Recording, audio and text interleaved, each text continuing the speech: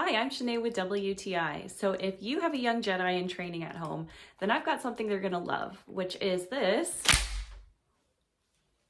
lightsaber. So clearly my lightsaber skills need a little bit of work, but let me show you a couple things I like about this. So first of all, I like the way this toy looks. It's both cute and cool at the same time. The one I have is a green lightsaber and it's got our buddy Yoda on the handle.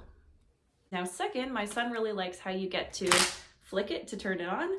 So you'll see it's made up of all these little pieces that expand when you flick it, and then it also collapses just like that for nice easy storage.